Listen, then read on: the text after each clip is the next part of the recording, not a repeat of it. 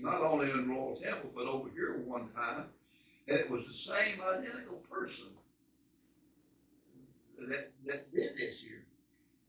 She stood up and said, that message is repulsive. It makes me sick to even think about it.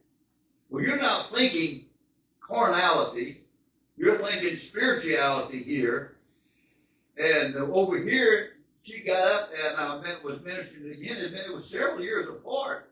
And she got up and walked out of the church because of the message she didn't like. But it wasn't about 20 minutes later, I was still on the same message. She came back in and sat down in the same seat. And she just couldn't handle the fact of it. And she was thinking carnal, not spiritual. We're not talking carnal this morning. We're talking something spiritual. And that's the only way that you're going to be able to discern it spiritually is because by the Spirit of the Lord. So we look this morning at Christ's blood. It cleanses. It cleanses the conscience. And Mother made a statement the other day that the conscience is a God part of it. That's very true. That God put that in every single human being that ever set foot upon this earth.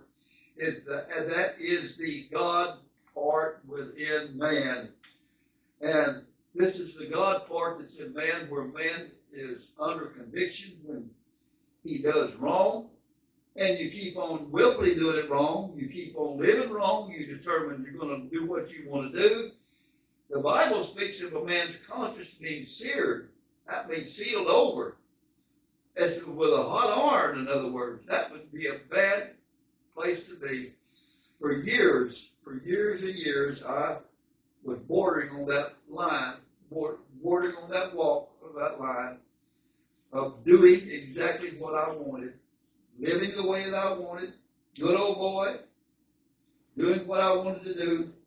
But nevertheless, I was blessed, and by the mercies and the grace of God, I stand here this morning because my conscience wasn't seared. We talk about, the Bible talks about being in a reprobate. Well, I believe a person can go so far and push away from God so far that they become a reprobate to the ways of God. God's turned them over to a reprobate mind.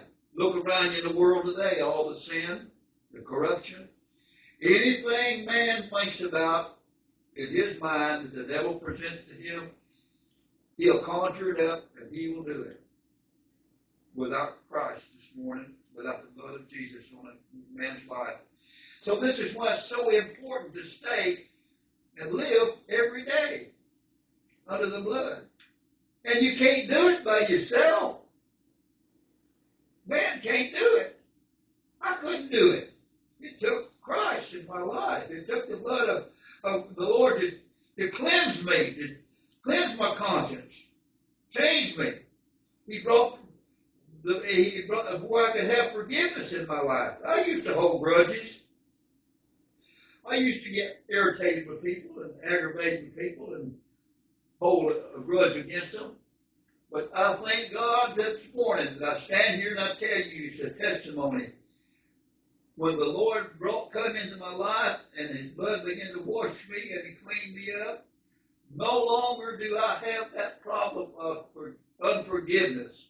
You do me dirt, I'll forgive you. You know, that's a gift that God's gave me. I'm not going to hold a grudge. I may get offended, I may get hurt over the situation, but I'm not going to hold a grudge against you with unforgiveness and living in my life. First place, you know, you live that way. The door is open, the crack is the door, the devil's going to stick his foot in it. Number one thing. Another thing is, you're not hurting them other people. You're only hurting yourself. Well, living in unforgiveness, it's your sin in your own life. You're not doing nothing to them.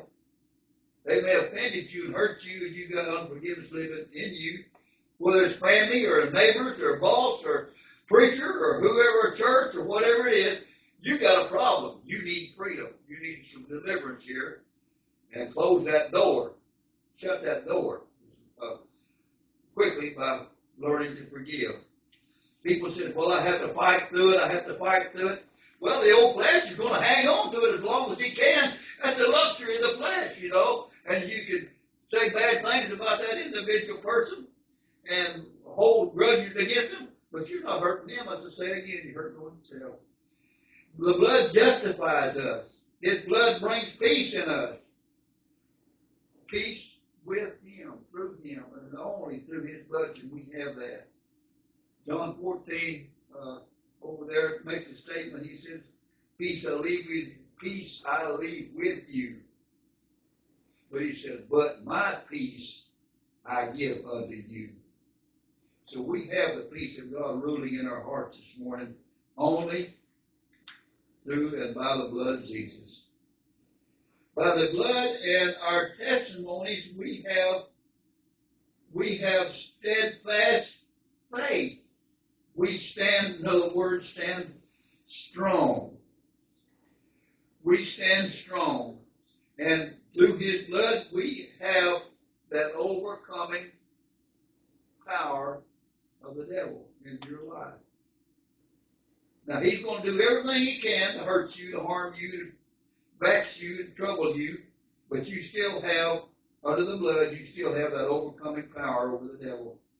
You have power to live. Again, power to forgive. Again, and a power to stand firm. And an assurance for the soul. It is blood. The blood is the covenant for the soul. That we have that promise this morning that God's given us to us.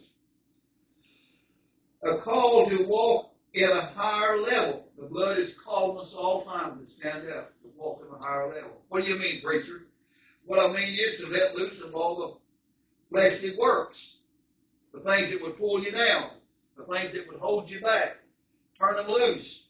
We have that power within us to overcome, to be what God would have us to be. And so in this, I'm going to open